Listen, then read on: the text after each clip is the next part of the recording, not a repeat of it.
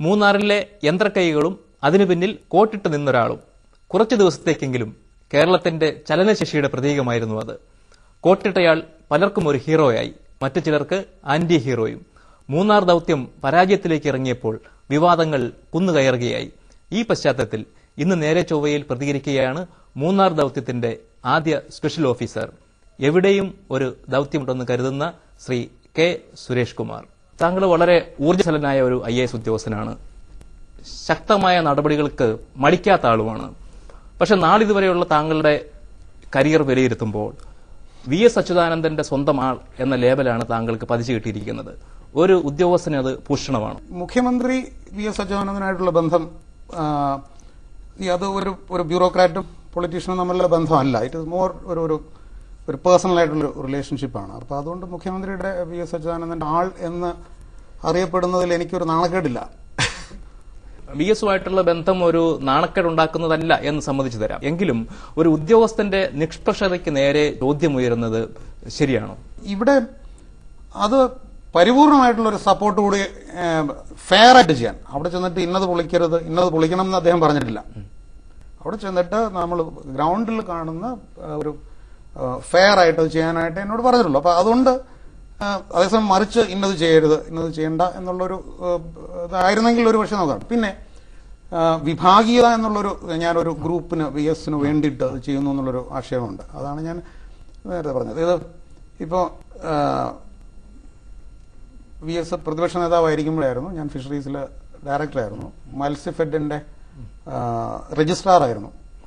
അപ്പോൾ അദ്ദേഹത്തിന്റെ ഗ്രൂപ്പിലെ മേഴ്സിക്കുട്ടിയമ്മയായിരുന്നു അതിന്റെ ചെയർപേഴ്സൺ. പക്ഷെ അവിടെ എഞ്ചിൻ ഇറക്കുമതിയായിട്ട് ബന്ധപ്പെട്ട് അഴിമതി നടന്നു എന്നുള്ള ഒരു കാര്യം വെച്ചിട്ട് ആ ബോർഡിനെ പിരിച്ചുവിടാൻ ഞാൻ കൊടുക്കായിരുന്നു. അതിനെക്കുറിച്ച് ഇന്നേ വരെ അത് തെറ്റായി പോയെന്നോ, അത് ഇവൻച്വലി ആ ബോർഡ് പിരിച്ചുവിടുകയും ചെയ്തു. പക്ഷെ അവിടെ എനിക്ക് എന്തായിരുന്നു ഗ്രൂപ്പ്.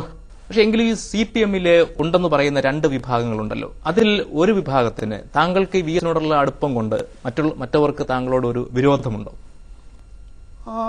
അതായിരിക്കാം അതിന്റെ കാരണം. പല ഘട്ടത്തിലും അങ്ങനെ ഇപ്പൊ നേരത്തെ ജോണി തന്നെ പറഞ്ഞ മാതിരി ഞാനൊരു VS ആളാണ്, VSന്റെ ആളാണ് എന്നുള്ളൊരു റീഡിംഗ് വന്നിട്ടുണ്ടാവും. അതിൻ്റെതായ ബുദ്ധിമുട്ടുകൾ ഉണ്ടാവുന്നുണ്ട്. പക്ഷെ ഒരു CPMന്റെ തന്നെ ചരിത്രത്തിൽ ആദ്യമായിട്ടാണ് ഒരു ഉദ്യോഗസ്ഥനെ മുഖ്യമന്ത്രിയുടെ വകുപ്പിലോ അദ്ദേഹത്തിന്റെ ഓഫീസിലോ നിയമിക്കരുത് എന്ന് സംസ്ഥാന സെക്രട്ടേറിയറ്റ് തന്നെ നിർദ്ദേശിച്ചത്. അത് താങ്കളുടെ കാര്യത്തിൽ അത് സംഭവിച്ചത് നല്ലതാണോ? അത് മുഖ്യമന്ത്രിയുടെ ഓഫീസിലോ മുഖ്യമന്ത്രിയുടെ ഒരു വകുപ്പിലേക്കോ എന്നെ നിയമിക്കണമേ എന്ന് അപേക്ഷിച്ച് ഞാൻ പോയതല്ല. അവിടെ ഉണ്ടായിരുന്നപ്പോൾ ഇൻവോൾവ് ആയിരുന്ന പ്രധാന ഒരു വിഷയം സ്മാർട്ട് സിറ്റിയുടെ പ്രിലിമിനറി നെഗോസിയേഷൻ ആയിരുന്നു. അതല്ലാതെ വലിയ കൊലപാതകമൊന്നും ഞാൻ ചെയ്തിട്ടില്ല. അവർ പിന്നെ എന്തുകൊണ്ടാണെന്ന് എനിക്കറിയില്ല. VSന്റെ പൊളിറ്റിക്കൽ സെക്രട്ടറി തന്നെ താങ്കൾക്കെതിരെ ഒരു കത്ത് കൊടുക്കുകയുണ്ടായി. അതിൽ പറഞ്ഞിരുന്നത്, ഒന്ന്, ഈ ലോട്ടറിയുടെ കുറ്റമെല്ലാം തോമസ് ഐസക്കിന്റെ മേൽ ചുമത്താൻ താങ്കൾ ശ്രമിച്ചു, അതുപോലെ ഷാജഹാനെ സീഡിറ്റിൽ തിരിച്ചെടുക്കാൻ താങ്കൾ കാരണമായി, പ്രതിപക്ഷ നേതാവ് CPMന് വിരുദ്ധമായിട്ടുള്ള വാർത്തകൾ പ്രചരിക്കുന്നതിന് താങ്കൾ നിന്നുകൊടുക്കുന്നു എന്നൊക്കെയാണ്. അപ്പൊ താങ്കൾ ശ്രദ്ധിക്കേണ്ട കാര്യങ്ങളല്ലായിരുന്നു അതൊക്കെ? ഇതില് പൊളിറ്റിക്കൽ സെക്രട്ടറി അങ്ങനെ ഒരു കത്തേ കൊടുത്തിട്ടില്ല എന്നാണ് ഔദ്യോഗികമായിട്ട് പറഞ്ഞിരിക്കുന്നത്. ആയിരിക്കാം. പക്ഷേ പിന്നെ CPM എന്നുള്ളൊരു പാർട്ടിയുമായിട്ട് ഔദ്യോഗികമായിട്ട് എനിക്ക് യാതൊരു ബന്ധമില്ല. ഞാൻ പാർട്ടി അംഗമല്ല. പാർട്ടിയുടെ എന്താ പറയുന്ന അതിന്റെ ഹയറാർക്കിയും അതിന്റെ നിയമാവലിയൊന്നും എനിക്ക് ബാധകമല്ല. ഞാൻ മുഖ്യമന്ത്രിയുടെ ഓഫീസിൽ വർക്ക് ചെയ്യാൻ വന്നതാണ്. അദ്ദേഹം എന്നെ ഏൽപ്പിക്കുന്ന കാര്യം ബ്യൂറോക്രാറ്റ് എന്നുള്ള നിലയിൽ സത്യസന്ധമായിട്ടും ആത്മാർത്ഥമായിട്ട് ചെയ്യാൻ ഞാൻ ശ്രമിച്ചിട്ടുണ്ട്.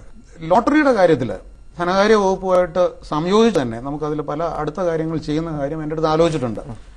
ഞാൻ അദ്ദേഹത്തെ ആ കാര്യത്തിൽ ഉപദേശിച്ചിട്ടുണ്ട്. അത് ധനകാര്യ വകുപ്പ് മന്ത്രിക്കെതിരെയുള്ള ഒരു അറ്റാക്ക് ആണ്, അല്ലെങ്കിൽ അതിന് വേണ്ടിയിട്ടുള്ള എന്തോ ഗൂഢാലോചനയാണെന്ന് ഇന്റർപ്രിറ്റ് ചെയ്യുകയാണെങ്കിൽ ആ ഇന്റർപ്രിറ്റ് ചെയ്യുന്നവരുടെ ഒരു വീക്ക്നെസ് ആയിട്ട് എനിക്ക് കാണാൻ പറ്റുള്ളൂ. VSും താങ്കളും തമ്മിലുള്ള ഈ അടുപ്പത്തിന്റെ തുടക്കം എവിടെയാണ്?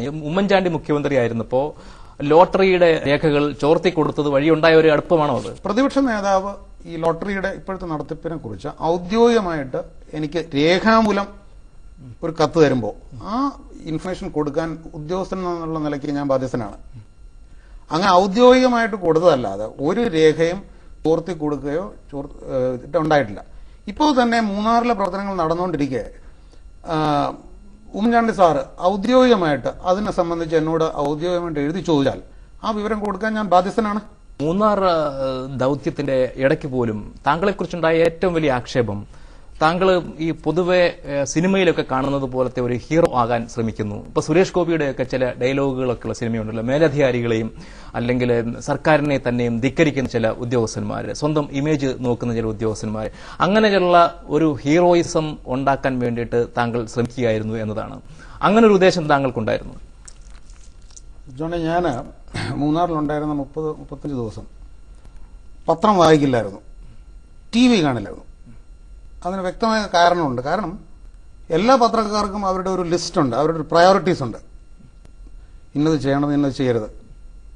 പിന്നെ ക്രിറ്റിസിസം ഓണസ്റ്റ് ആയിട്ടുള്ളതുണ്ട്, ഫെയർ ആയിട്ടുള്ളതുണ്ട്, അൺഫെയർ ആയിട്ടുള്ളതുണ്ട്. അപ്പൊ ഇതൊന്നും എന്റെ ദിശാബോധത്തിന് ഒരു ചലനം ഉണ്ടാക്കരുതെന്നുള്ളത് വെച്ചിട്ടാണ് ഞാൻ അത് ബോധപൂർവം പത്രങ്ങളും മാധ്യമങ്ങളും. പിന്നെ ഇതെല്ലാം കഴിഞ്ഞതിന് ശേഷമാണ് ഇത് കണ്ടിന്യൂസ് ആയിട്ട് മീഡിയ കവറേജ് ഉണ്ടായിരുന്നു, അത് അങ്ങനെയാണ് ഇങ്ങനെയാണ്. ബട്ട് ഐ ഡോണ്ട് തിങ്ക് എന്റെ ക്യാരക്ടറിൽ പറഞ്ഞിട്ടുള്ളതല്ല ഒരു ഹീറോ ആകാനായിട്ട് ബോധപൂർവ്വം വേണമെന്ന് വിചാരിച്ചപ്പോൾ എനിക്ക് ശ്രമിക്കാനും അറിയില്ല. അപ്പൊ അങ്ങനെയുള്ളൊരു എഫേർട്ട് അതിനകത്ത് ഉണ്ടായിരുന്നില്ല. പിന്നെ ഈ പറയുന്ന മാതിരി വിവിധ വകുപ്പുകളുടെ പ്രവർത്തനങ്ങൾ ഏകോപിപ്പിക്കുക എന്നുള്ള ദൗത്യം വരുമ്പോൾ നമ്മൾ വളരെ എന്താ പറയുന്ന ഒരു ഫേം ആയിരിക്കണം. മറ്റ് ഡിപ്പാർട്ട്മെന്റ്സിനെ കോർഡിനേറ്റ് ചെയ്യുന്നതിലൊക്കെ അത് ഓപ്പറേഷണൽ പർപ്പസസിന് you have to take a very strong lead role, which I tried. Munnar ദൌത്യ സംഘത്തിൽ താങ്കളെ നിയോഗിക്കുന്നതിന് മുമ്പ് തന്നെ താങ്കൾക്കെതിരെ CPM-ൽ നിന്നും CPI-ൽ നിന്നും ശബ്ദങ്ങളുണ്ടായി.